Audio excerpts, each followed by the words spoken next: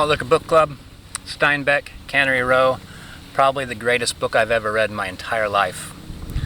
Mostly, I'm not saying that would be for you, because mostly what this book does is it helps me make sense of life. It really, really does. I'll read you a little bit of the entry, and then I'll read you a part of the first chapter. Sorry, Glitch, I know I told you not to do reading videos, but I can. And if you read a book, then it's okay. Cannery Row in Monterey, California is a poem, a stink, a grating noise, a quality of light, a tone, a habit, a nostalgia, a dream.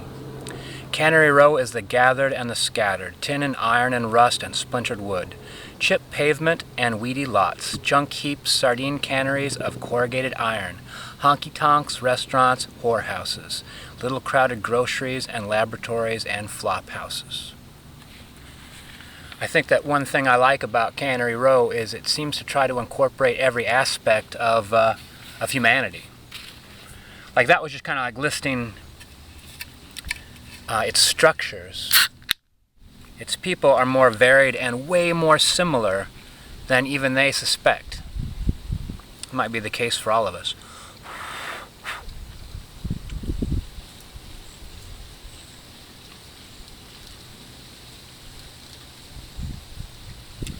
Mickey's in the can. Still tastes like freedom. Mickey's in plastic. It's missing something.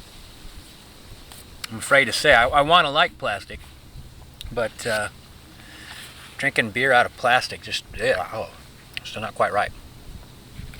Okay, so the story opens up at Lee Chong's groceries. And I think that's important because it's such a central fixture. Like, of all the different places you might go in Cannery Row, you're going to go shopping. The nearest other place to go shopping is, it's several miles out of town. I can't remember, like 4 miles or so. It's a long walk. Also, it's important that for Lee Chong to stay on good relations with his neighbors, because if he loses them, they walk up the hill to the other grocery. And vice versa. If you have a bad relationship with Lee Chong, you're forced to walk up the hill. So this is kind of like a relationship gone a little bit wrong for Lee Chong, and kind of a little bit how he tried to adapt himself to Cannery Row after this. So, a guy has a big family, and his grocery bill is second to none, and he comes in to talk to Lee Chong about it.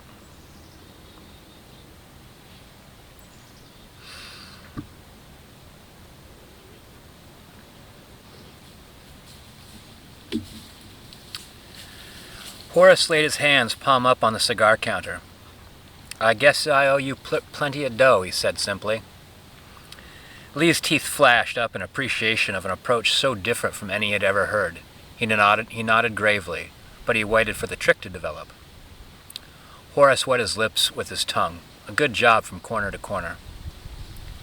"I hate to have my kids with that hanging over them," he said. "Why, I bet you wouldn't let them have a pack of spearmint now."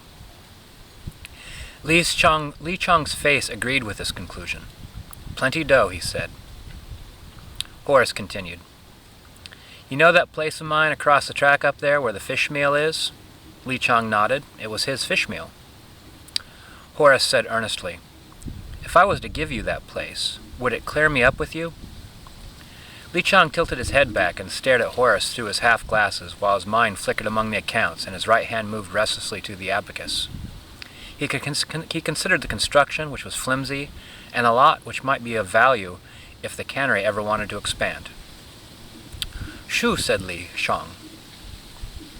"Well, get out the accounts, and I'll make you a bill of sale on that place." Horace seemed in a hurry. "No need papers," said Lee. "I make paid-in-full paper." They finished the deal with dignity, and Lee Chong threw in a quarter pint of old tennis shoes. And then Horace Abbeville, walking very straight, went across the lot, past the cypress tree, and across the track up to the chicken walk, and into the building that had been his, and he shot himself on a heap of fish meal. And although it has nothing to do with the story, no Abbeville child, no matter who its mother was, knew the lack of a stick of spearmint ever afterwards. Makes me sad just thinking about that.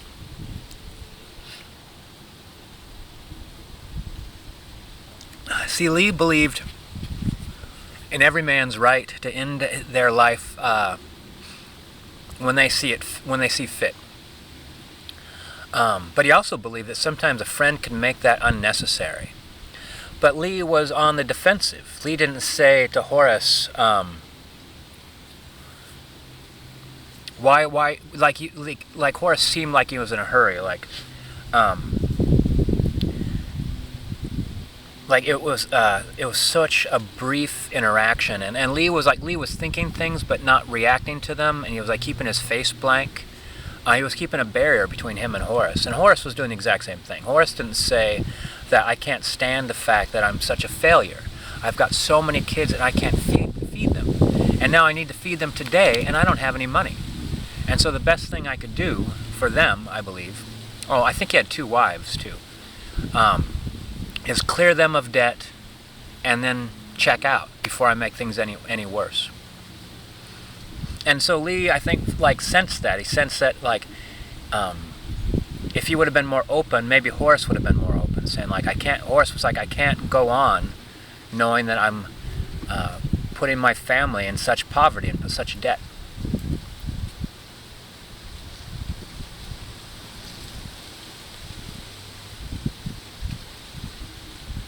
I think that, another thing that kind of seems to me is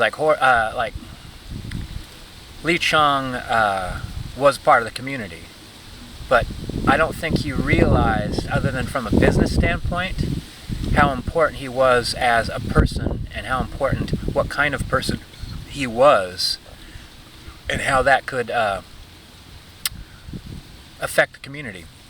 Either strengthen it or weaken it.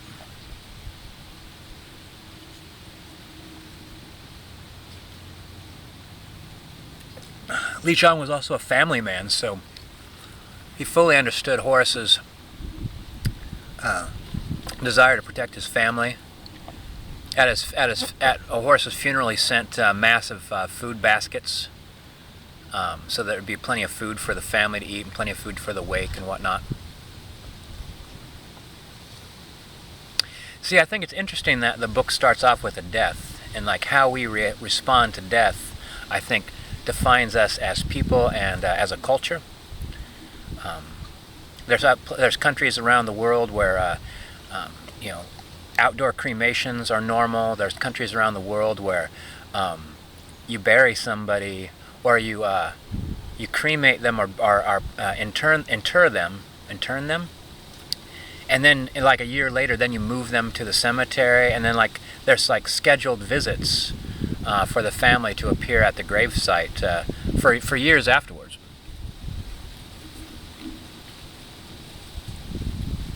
So it was interesting to see how Lee Chong responded to that deal that had gone sour, and because I think it opened him up to a greater degree, that everybody in that community, whether he knew it or not, was part of his family.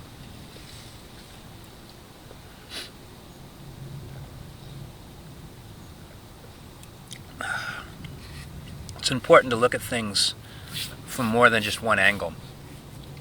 And in the beginning, Lee was just thinking about his angle, how is he going to wipe out this massive debt that he allowed to accrue in his business? And his motivating factor wasn't to save Horace. Didn't have anything to do with him. It was just the fact that it might be a valuable property in the future. And I think he felt a little shame in that. Anyway, there's plenty of more characters. Each chapter is kind of a chapter about introducing about a certain person or group of people, and then as the book goes on, they start interacting more and more and more until the community is almost acting as one. Everybody's a part of each other's lives.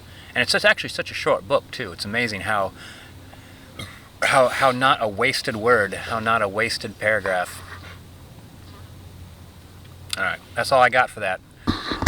Malt Liquor and Books.